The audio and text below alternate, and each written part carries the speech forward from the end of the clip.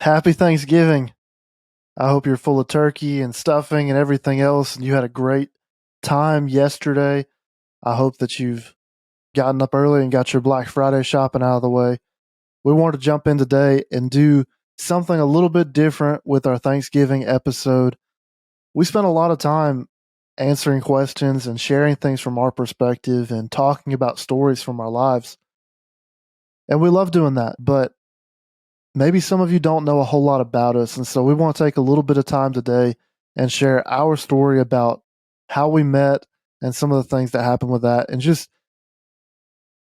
we just want to take the time to thank God for what He's done in our lives and working through all of that. But today we're going to talk about the unlikely story about how we met, how we managed to get married after knowing each other for only 5 months, and then moved to Chattanooga, Tennessee, just 8 months after we got married. So here we go. I'm Josh Cave, joined by my wife, Molly Cave. Let's cue the music.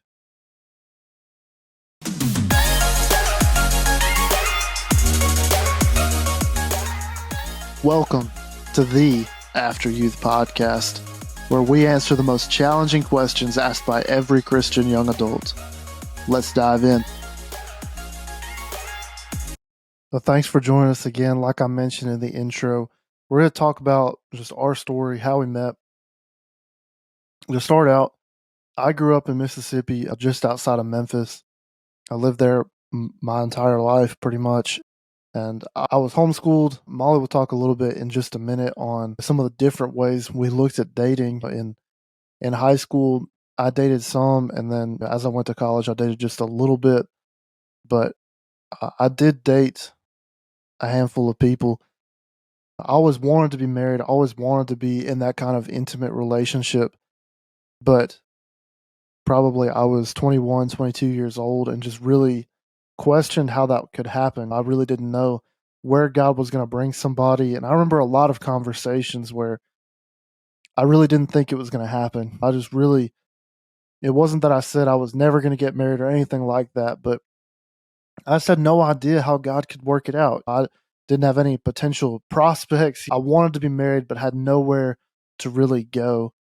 And so I started trying some different online dating apps. That's not my proudest thing in the world, but one of the things I got on was Christian Mingle and ended up talking to Molly through there. But Molly, do you want to share kind of your backstory going up to us? That point. Yeah, up to us talking. Yeah, so I grew up in Northwest Alabama, around in the Shoals area, for any of y'all that know that, basically the Mississippi-Tennessee point. Anyways, I did go to public school. I didn't have a problem with dating, but I had a problem with dating the wrong person and not knowing who the right person was. At a really young age, like I'm talking 6th, 7th grade time, I basically made a pact with God that was like, hey, I know we got to search for somebody, but I don't want to search for the wrong people. So when it's time, you put it on my heart. And it was just kind of on the surface then, because I really wasn't interested in dating at the moment. But fast forward to about 8th grade or so, I was on the softball team, and a local church actually invited us to a devotional kind of thing, and they were feeding us a dinner and everything.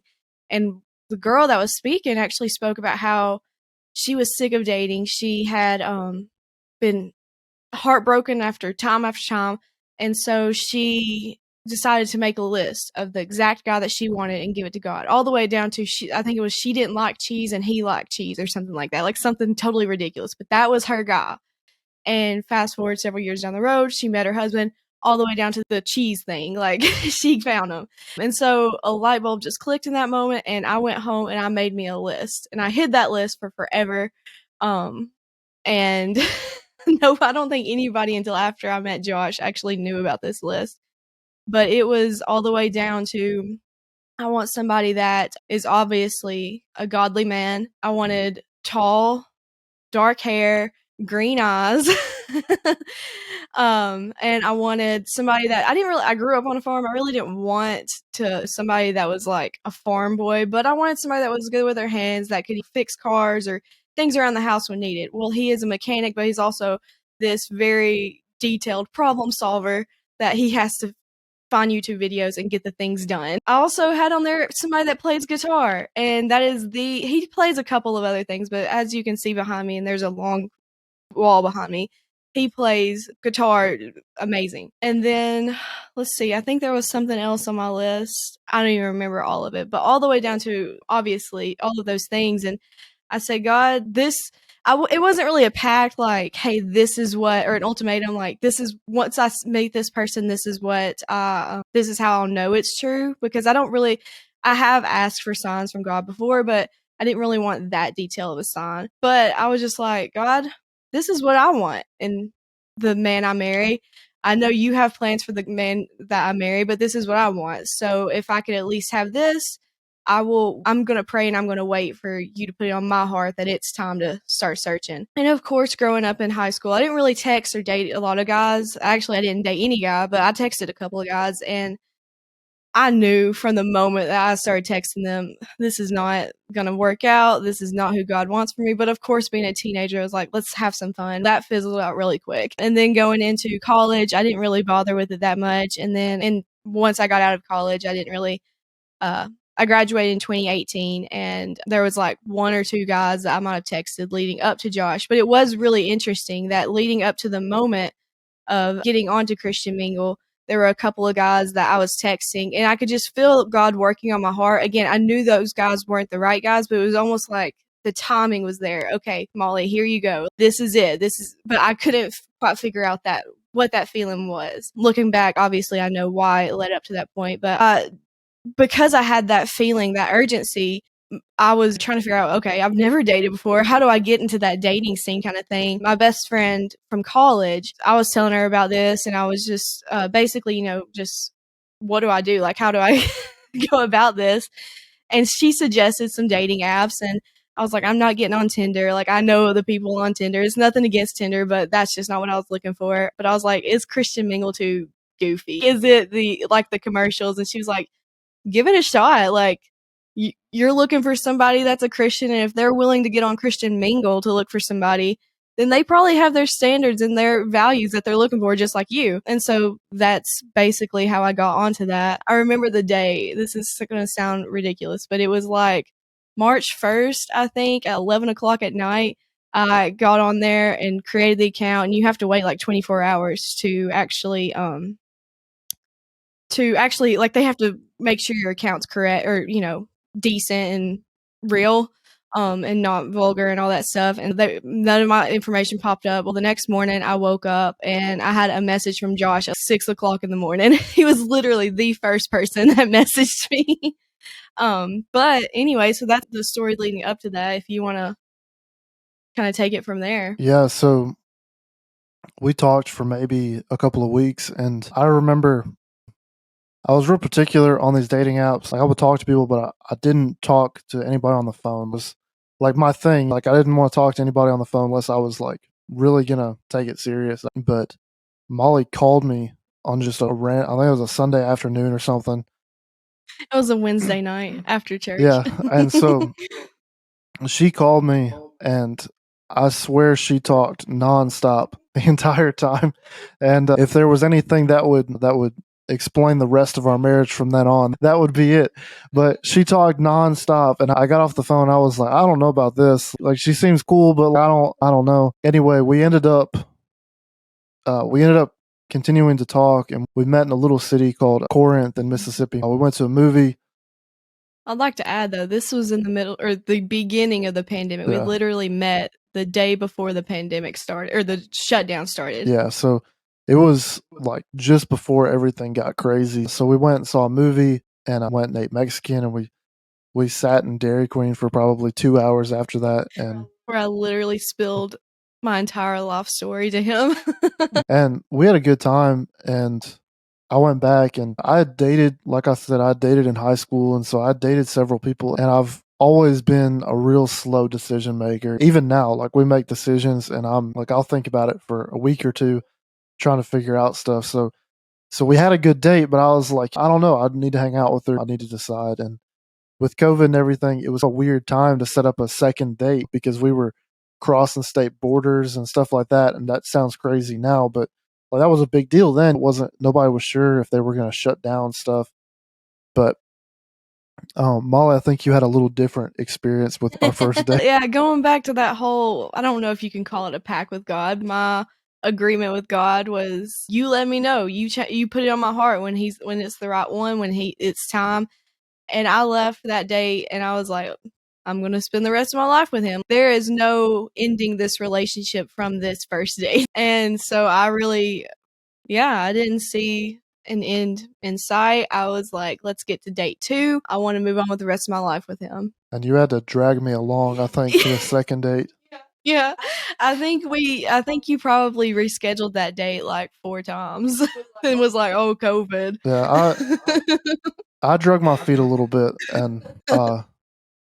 but either way. I'm not really putting you in a good light there, was I? Either way, we made it to the second date, and I think it was the second one. I went to Florence and I think I went to church with you or something. No, we saw the No, we Lions at went to, UNA. yeah. And we had a really good time. And we had a really good time in Florence, and I went back to my parents' house where I was living, and I was sold at that point. That was my moment. And I texted Molly the next day. I was off on Mondays, and I texted her and I asked her if she wanted to meet in Corinth. So we drove that next day and met in Corinth again because I just had to see her. I had that was my moment. As soon as that happened, and I knew from then on, I was like, I don't know what it feels like to know if the person's the one, but I feel really good about this. And so from then on, we dated. We started dating, I guess, in March, and we dated up until July. And my grandparents have a house down in Mobile, Alabama. We went down there to hang out with my grandparents and see the beach and have a good time. So we went down there and we went ring shopping. But I will add that in like literally the beginning of June, I had the wedding plan. We were already discussing wedding plans, and it was just a matter of finding the ring because we did live 2.5 hours apart, and figuring it all out from there. Yeah, so we were down there. We took an afternoon and went around Mobile and found the ring. We went back to my grandparents' house, and I told Molly that we had something to go do. Me and my grandfather, something we had to go work on, and we went and bought the ring. And it was, I think, 2 weeks later, I proposed at the house she had just bought that would soon be our house. It was my first time seeing the house. I proposed on our front porch, and so that was July 11th. July 11th. And I want to rewind a little bit and touch on the house thing. In May of that year of 2020, my best friend that convinced me to get on Christian Mingle, she actually started looking for a house, and I was living in an apartment at the time, and I started noticing that the house she was looking at were cheaper than my rent. And so I wasn't looking for a house to be a married couple in. I was looking for a house that would be a great investment for me, and again, cheaper than my rent. So I started looking at a house literally the end of May. I found the house, closed it on June 30th. And so I had not even moved into the house yet before he proposed to me. And again, I still, even up to that point, I didn't know how long it was going to take him to propose. I was just looking for a house for me. So I just talk on God at that point. It's crazy seeing him set up that, even just as simple as our house where we were going to be living and married. Yeah. Well, the one thing about me is I might take a long time to come to a decision, but once I've made the decision, it's over. Oh yeah. We got engaged July 11th, and we were married on August 8th. August 9th. August 9th. I'm going to edit that part out. We were married on August 9th. So, yeah. So we were married on August 9th. And so in less than a month, we turned around and got married, and she wasn't pregnant. No. Despite all the thinking of everybody that we ever knew. Yeah. And just a little cute factor, I guess, for the girls. He proposed on the porch of the house, and we got married on the porch of the house. It was a super cute house, so it wasn't just some type of cheap little thing, but it was cute. But that was kind of my favorite part of that. Yeah. And so that's the story of how we got married. So we didn't know each other in February. And we were married in Yeah. August. And just really quickly, we knew who, whenever we knew, and we jumped on it. We didn't mess around after that. And we got married in August and haven't looked back. That's been over 2 years now. I want to talk a little bit about our job situations and what God has done for us there. Molly, do you want to talk on some of yours? Yeah, so I went to school for a social work degree, and immediately upon graduation, I started my intern, or during my last semester of my schooling, I started interning at what's called the Department of Human Resources, which is CPS basically in Alabama, in the foster care department. And I got a job there right after graduation. And so I worked there up until basically, I think it was September, so a month after we got married. It just, as everybody knows, CPS can be stressful, and starting a marriage and new life with somebody and having all of that baggage on you, it was tolling on our marriage, and we weren't arguing anything. It's just I wasn't really happy. I was coming home crying. I was crying going into work. So it was time I left that job, not knowing where to go, but I was like, this is enough. So we prayed on it, and about a month later, God placed me at what's called Scope 310 Authority, which is basically working with adults with intellectual and developmental disability. At that job, I actually got certified as a qualified developmental disability professional, which will come into the story later. So that was where God led her after we got married. And so for me, as Molly said, I do mechanic work. I work on four-wheelers and side-by-sides. I've been in and around this business since I was 15 years old. And, something I know, something I enjoy. But whenever we were getting married, I had to find a job that was 3 hours away, and it's difficult. So there were two places that I was really considering working with, and one of them I really wanted to go to.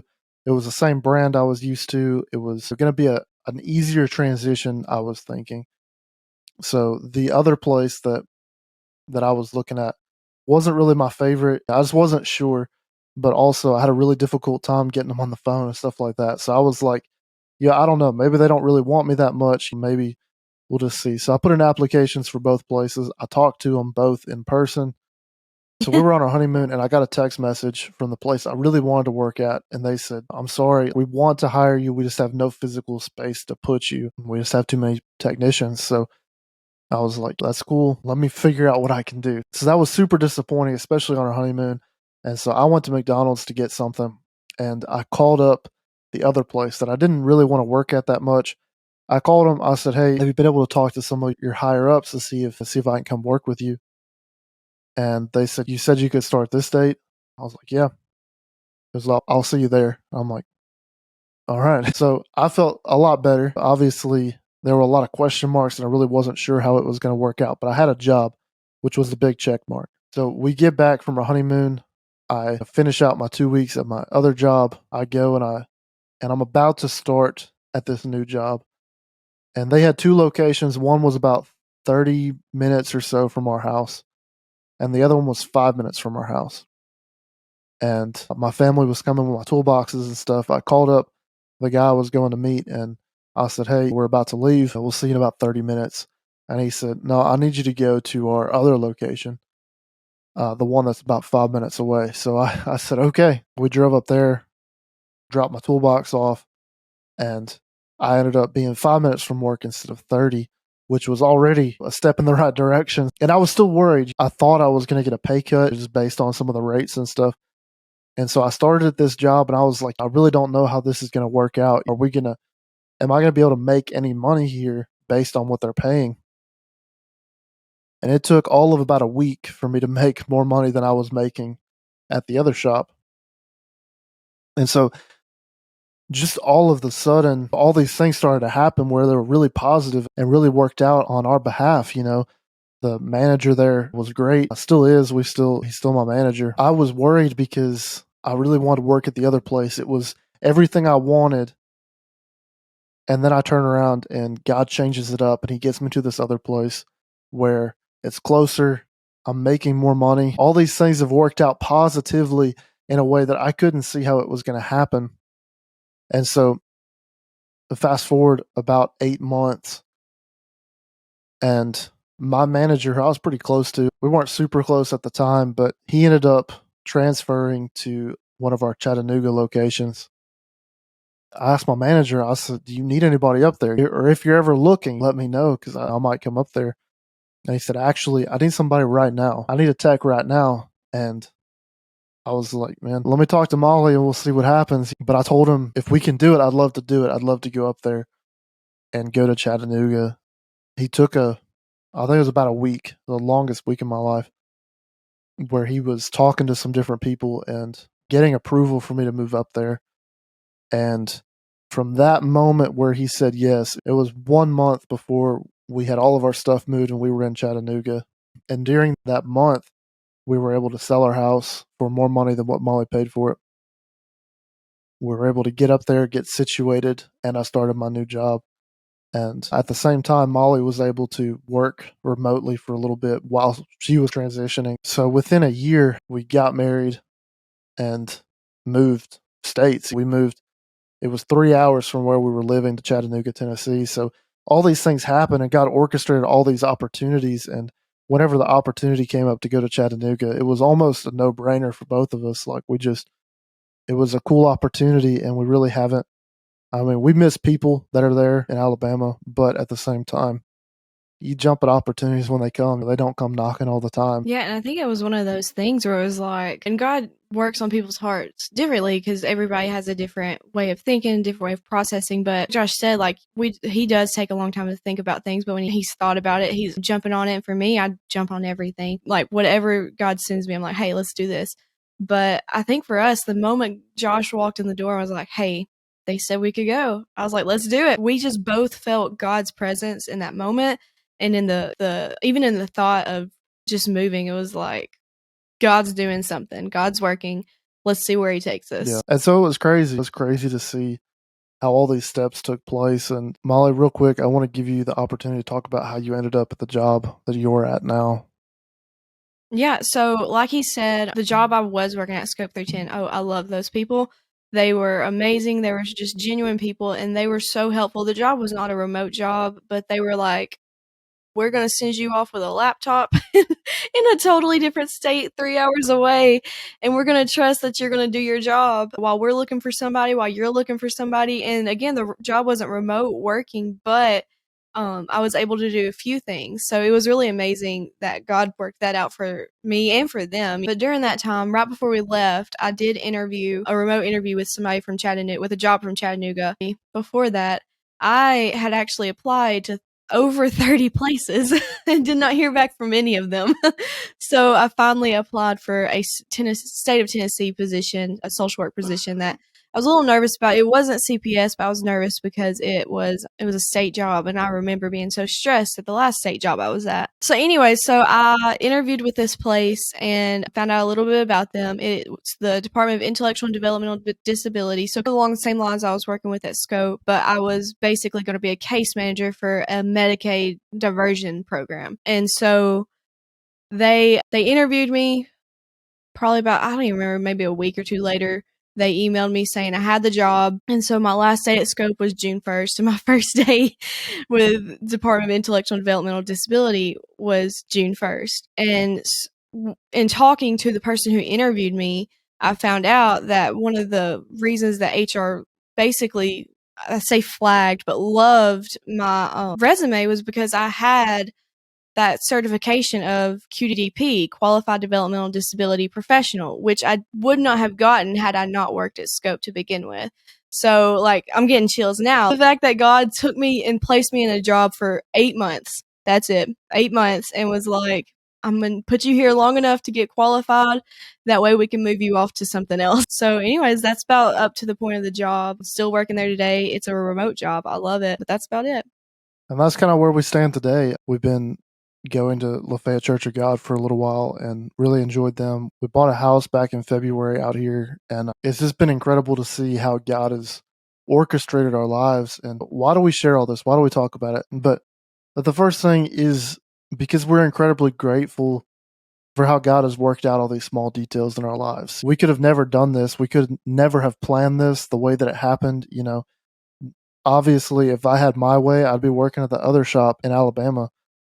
I would have never known any better. And it's hard to understand in the moment how God is doing things until you get to the end and you look back, man, God did just incredible things. Second, we want you guys to know about our lives. We thank you guys so much for listening every week, or if this is your first one, thank you for listening to this. But we're all on this journey together of young adulthood. I'm 24. I'm still in that period of learning and growing, and we want to share this journey with you, share what we're going through, how God has blessed our lives. But we love you guys, and we just want to share our lives with you. But finally, and this is what I think is most valuable for you if you're listening today, you might be out there wondering what your future is going to look like. I was 21, 22 years old, and I didn't know. I didn't know how God was going to work in my life. I didn't know who I was going to marry. I didn't know what career I was going to be in. There were so many question marks. And in a matter of months, in a matter of 6 months, I had the job I'm working now. I had the wife I'm married to. I had all these things worked out. And then a year later, I'd be in a different state of being able to do all these things. And so I tell you that because things can change quickly. You could be sitting there worried about who you're going to marry, what job you're going to work, what career you're going to be in, and stressing about it all the time. If you let go and let God take care of your life, you never know. A year from now, you could be walking in what you were worried about today. And so I want you guys to know that God can do anything. If you give God your life, He will take care of you. He will take you where He wants you to go. Yeah, and I would just like to add too, appreciate the little things. I know that sounds so cliche, but like something as little that we didn't even touch on. In our dating, I was bringing Josh, when he'd come over for the weekend, I was bringing him to the young adult group that we had that he had never experienced. And from the moment he started attending those groups with me, which was Refuge, the name of the group that we went to, God sparked a fire in him that we didn't realize was really even going until he started thinking about this podcast and the making of this podcast and everything. And that took 2 years in the making. That's something as simple as a girlfriend taking their boyfriend to a young adult group. We were both Christians at the time. It's not like, oh, he got saved. It was just like, oh, you want to come with me so we can spend some more time together? That sparked this snowball effect, really. It really put a passion in me for serving young adults. And so it's just incredible. And Molly loves the details. We just have different personalities and how we look back on it. But no matter which way you slice it, no matter how you look at it, you can see the hand of God in it. And so I want you guys to know, you might have questions today, but God is coming around the corner with answers. Don't give up. Don't give in. Don't lose your standards because you're having a hard moment. God's going to work it out on your behalf. And so I hope you guys had a great Thanksgiving yesterday. I hope you have a great week. Thank you for listening. We'll see you next time.